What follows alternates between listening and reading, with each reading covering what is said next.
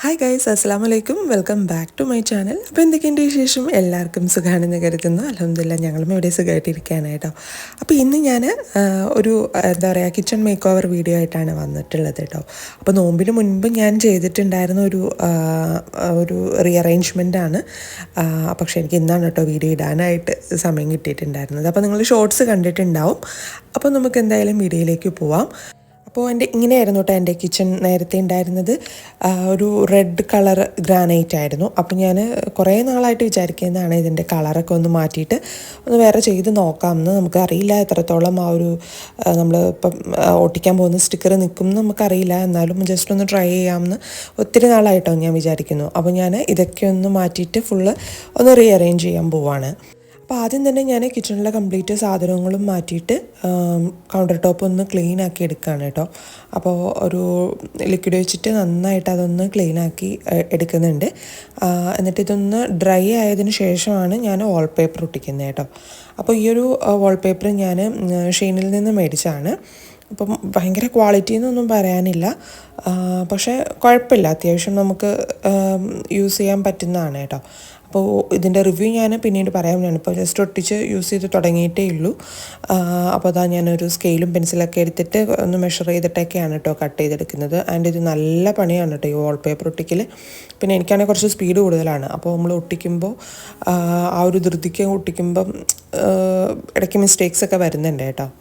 അപ്പോൾ നല്ല ശ്രദ്ധിച്ചിട്ട് വേണം നമ്മൾ ഒട്ടിക്കാൻ വേണ്ടിയിട്ട്. ഒന്ന് സ്റ്റിക്കായി കഴിഞ്ഞാൽ പിന്നെ അത് ഇളക്കി വരുമ്പോൾ കുറച്ച് ബുദ്ധിമുട്ടാണ് കേട്ടോ. അപ്പോൾ നോമ്പൊക്കെ തുടങ്ങുന്നതിന് മുൻപ് നമ്മൾ ഈ പണിയൊക്കെ ആദ്യമേ ഞാൻ ചെയ്ത് വെച്ചിട്ടുണ്ടായിരുന്നു കേട്ടോ.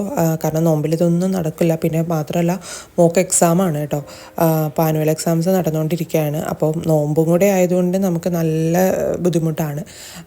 ഓൾറെഡി അറിയാലോ, നോമ്പിൽ നമുക്ക് നല്ല പണി ഉണ്ടാവും, കുക്കിങ്ങും കാര്യങ്ങളൊക്കെ ആയിട്ട്. അപ്പോൾ അതിൻ്റെ ഇടയ്ക്ക് മോളുടെ കാര്യങ്ങൾ നോക്കാനായിട്ട് നല്ല ബുദ്ധിമുട്ടാണ് കേട്ടോ. അപ്പോൾ എക്സാം കൂടെ ആയതുകൊണ്ട് നമ്മൾ കൂടെ തന്നെ ഇരുന്ന് ഓരോന്ന് പഠിപ്പിക്കലും പിന്നെ കുട്ടികളുടെ പുറകെ നടക്കുമ്പോൾ കുട്ടികൾക്കും ആകെ ഒരു ഇറിറ്റേഷനാണ്. അപ്പോൾ അതുകൊണ്ട് തന്നെ ഞാൻ മോളെ ഒരു ട്യൂഷൻ ക്ലാസ്സിന് ജോയിൻ ചെയ്യിപ്പിച്ചിട്ടുണ്ട് കേട്ടോ. So, how are you today? Okay, so great to hear that. Before we begin our lesson today, let's take a moment to review what we learned last time. Okay? അപ്പോൾ മോളിപ്പോൾ attend ചെയ്യുന്നത് ഇൻ്റർവെല്ലിൻ്റെ subject oriented course ആയിട്ടുള്ള class room കോഴ്സാണ് കേട്ടോ. ഇവിടെ മോളും മോളുടെ ടീച്ചറും മാത്രമാണ് ഉള്ളത്. അവരുടെ ഒരു വേൾഡാണ് കേട്ടോ. അവരുടെ ഒരു സ്പേസിൽ കംഫർട്ടാണ്. മോൾക്ക് എന്തെങ്കിലും ഡൗട്ട്സോ കാര്യങ്ങളോ ഉണ്ടെങ്കിൽ ടീച്ചറിനോട് ചോദിക്കാം, അത് ടീച്ചർ ക്ലാരിഫൈ ചെയ്ത് കൊടുക്കും. അപ്പോൾ നമ്മൾക്ക് ഇവിടെ ഇൻവോൾവ് ആവേണ്ട ഒരു കാര്യമേ ഇല്ല കേട്ടോ. അപ്പോൾ നമ്മൾ പുറത്തൊക്കെ ട്യൂഷനൊക്കെ ആക്കുമ്പോൾ, ഏതെങ്കിലും ട്യൂഷൻ സെൻറ്ററിലൊക്കെ ആക്കുമ്പോൾ സെയിം സ്കൂളിലെ അവസ്ഥ തന്നെയാണ്. കുറേ കുട്ടികളുടെ ഇടയിൽ നമ്മുടെ കുട്ടി ഇരുന്ന് പഠിക്കുന്ന ഒരു ഫീലാണ്. അപ്പം അവർക്ക് അവരുടേതായ സംശയങ്ങളും കാര്യങ്ങളൊക്കെ ടീച്ചറിനോട് ഓപ്പണായിട്ട് ചോദിക്കാൻ മടിയുണ്ടാവും. മേ ബി ഇപ്പോൾ അവർ ചോദിക്കുന്നത് റോങ് ആണെങ്കിലോ എന്നൊക്കെയുള്ള ഒരു തോട്ട് അവർക്ക് ഉണ്ടാവും. അപ്പോൾ അവർക്ക് എല്ലാം ചോദിക്കാനൊരു മടിയായിരിക്കും. പക്ഷേ ഇങ്ങനെ ഒരു 1-to-1 ടീച്ചിങ് ആവുമ്പോൾ നമുക്ക് എന്ത് വേണമെങ്കിലും കുട്ടികൾക്ക് ധൈര്യമായിട്ട് ടീച്ചറിനോട് ചോദിക്കാനായിട്ടുള്ള ഒരു സ്പേസ് അവിടെ കിട്ടുന്നുണ്ട് കേട്ടോ. അപ്പോൾ അതുകൊണ്ട് തന്നെ മോൾക്ക് അപ്പം ഉള്ള ഡൗട്ട്സ് അവൾ ടീച്ചറിനോട് ചോദിച്ച് അത് ക്ലാരിഫൈ ചെയ്തിട്ടാണ് പോകുന്നത്. There are all shapes and sizes. Green plants prepare their own food with the help of sunlight, air and water.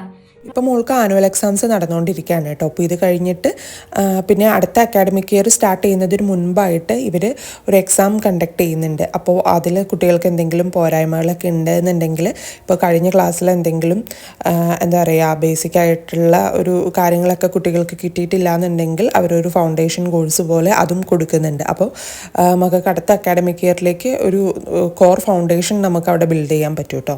ക്ലാസ്സിൽ ജോയിൻ ചെയ്യുമ്പോൾ തന്നെ ഇവർ ഫസ്റ്റ് ഒരു അസസ്മെൻറ്റ് ടെസ്റ്റ് നടത്തുന്നുണ്ട് കേട്ടോ. അപ്പോൾ അതിൽ നമ്മുടെ കുട്ടികൾക്ക് എന്തെങ്കിലും പോരായ്മ ഉണ്ട്, അവരുടെ ഒരു എന്താ പറയുക വീക്ക്നെസ് അവർ കണ്ടുപിടിച്ചിട്ട് അതനുസരിച്ചിട്ടാണ് അവർ ക്ലാസ്സസ് ഷെഡ്യൂൾ ചെയ്യുന്നത് കേട്ടോ. നമുക്കൊരു അക്കാഡമിക് കാലണ്ടർ തരും. അപ്പോൾ നമുക്ക് പേരൻസിനും അറിയാൻ പറ്റും ഇന്ന് ഏതൊക്കെ പോർഷൻസാണ് കവർ ചെയ്യുന്നത്, ഏതൊക്കെ സബ്ജക്റ്റാണ് ഇന്ന് കവർ ചെയ്യുന്നത് എന്നൊക്കെ നമുക്കും മനസ്സിലാക്കാനായിട്ട് പറ്റും. അതുപോലെ തന്നെ ഓൺലൈനായിട്ട് ഇടയ്ക്ക് പേരൻസ് മീറ്റിംഗ്സ് കണ്ടക്ട് ചെയ്യുന്നത് കൊണ്ട് തന്നെ നമുക്ക് നമ്മുടെ കൺസേൺസും കാര്യങ്ങളും അവരോട് സംസാരിക്കാനും അതനുസരിച്ചിട്ട് ക്ലാസ്സിൽ മോഡിഫിക്കേഷൻസ് വരുത്താനൊക്കെ സാധിക്കും കേട്ടോ. പിന്നെ ഫസ്റ്റ് അവരൊരു ഡെമോ ക്ലാസ് ആണ് കേട്ടോ കണ്ടക്ട് ചെയ്യുന്നത്. അപ്പോൾ ആ ഒരു ഡെമോ ക്ലാസ്സിലൂടെ നമ്മുടെ കുട്ടിക്ക് ആപ്റ്റായ ടീച്ചറാണോ അതെന്ന് നമുക്ക് മനസ്സിലാക്കാൻ പറ്റും. ഇൻ കേസ് അങ്ങനെ അല്ല എന്നുണ്ടെങ്കിൽ നമുക്ക് വേറെ ടീച്ചേഴ്സിനെ അവർ വെച്ച് ക്ലാസ്സസ് കണ്ടക്ട് ചെയ്യുകയും ചെയ്യും കേട്ടോ.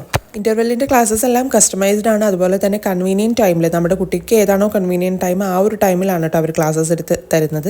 ഇൻ്റർവെല്ലിൻ്റെ ക്ലാസ്സസ് എല്ലാം ഇൻ്റർവെൽ ലേണിംഗ് ആപ്പ് വഴി ലൈവ് സെഷൻ ആയതുകൊണ്ട് തന്നെ മക്കൾക്ക് ഇപ്പോൾ ഏതെങ്കിലും പോർഷൻസ് റിവൈസ് ചെയ്യണമെങ്കിൽ അതിൻ്റെയൊക്കെ റെക്കോർഡഡ് ക്ലാസ്സസും അവൈലബിൾ ആണ്. മോളെ ഈ ഒരു ക്ലാസ്സിൽ ചേർത്തതിന് ശേഷമാണ് കേട്ടോ എനിക്ക് മനസ്സിലായത് കുട്ടികൾക്ക് എത്രമാത്രം ഈ ഒരു ഇൻഡിവിജ്വൽ കെയറിങ്ങും അറ്റൻഷനൊക്കെ ഇമ്പോർട്ടൻ്റ് ആണെന്നുള്ളത്. അപ്പോൾ എന്തായാലും മോളുടെ ക്ലാസ്സിൽ ഞാൻ സാറ്റിസ്ഫൈഡ് ആണ്. അപ്പോൾ അടുത്തൊരു അക്കാഡമിക് ഇയറിലേക്ക് നിങ്ങൾ ഇപ്പോഴേ അഡ്മിഷൻ എടുക്കുകയാണെങ്കിൽ നിങ്ങൾക്ക് ഫീസിൽ അപ് ടു 20% ഡിസ്കൗണ്ട് ലഭിക്കുന്നതാണ് കേട്ടോ. അപ്പോൾ എന്തായാലും മൈന്യൂട്ടയുടെ ക്ലാസ്സിൽ ഞാൻ 100% സാറ്റിസ്ഫൈഡ് ആണ് കേട്ടോ. അപ്പോൾ നിങ്ങളുടെ മക്കൾക്ക് എന്തെങ്കിലും ബുദ്ധിമുട്ടോ കാര്യങ്ങളോ അടുത്ത ഒരു അക്കാഡമിക് ഇയർ ഒരു അടിപൊളി ഇയർ ആവാനൊക്കെ ആയിട്ട് ഇന്ന് തന്നെ ഇൻ്റർവെല്ലായിട്ട് കണക്ട് ചെയ്തോളൂ. അപ്പോൾ അവരുടെ കോൺടാക്ട് ഡീറ്റെയിൽസും കാര്യങ്ങളൊക്കെ ഞാൻ താഴെ ഡിസ്ക്രിപ്ഷൻ ബോക്സിലും അതുപോലെ തന്നെ കമൻറ്റ് സെക്ഷനിലൊക്കെ പിൻ ചെയ്ത് കൊടുത്തേക്കാം. അപ്പോൾ മോളുടെ ക്ലാസ് അവിടെ കണ്ടിന്യൂ ചെയ്യുകയാണ്.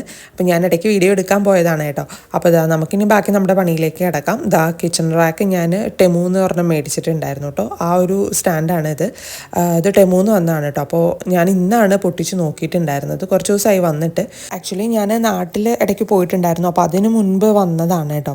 അപ്പോൾ ഞാനിത് പൊട്ടിച്ചപ്പം ജസ്റ്റ് ഒരു ക്രാക്ക് അതിൽ ഉണ്ടായിരുന്നു. അത് ഇങ്ങനെ പൊട്ടിയിരിക്കുന്നത് പോലെ ഉണ്ടായിരുന്നു. അപ്പോൾ അതുകൊണ്ട് തന്നെ നമുക്ക് ഇത്രയും ദിവസമായതുകൊണ്ട് എനിക്ക് റിട്ടേൺ വിടാനുള്ള ഒരു ഓപ്ഷനും ഇല്ലായിരുന്നു. നന്നായിട്ട് ഞാൻ സ്റ്റിക്ക് ചെയ്തിട്ട് ഇത് വെച്ചത് കേട്ടോ. കുഴപ്പമൊന്നുമില്ല, ചെറിയൊരു ക്രാക്ക് ഉണ്ടായിരുന്നുള്ളൂ. അപ്പോൾ അതിനി നമ്മൾ വെയിറ്റ് കൊടുക്കുമ്പോൾ അത് ഒടിഞ്ഞു പോകണ്ടല്ലോ എന്ന് വിചാരിച്ചിട്ട് ഞാൻ നന്നായിട്ട് ടേപ്പ് ചെയ്ത് വെച്ചിട്ടുണ്ടായിരുന്നു. അപ്പോൾ നമ്മുടെ സാധനങ്ങളൊക്കെ അതിൽ ഞാൻ വെച്ചു.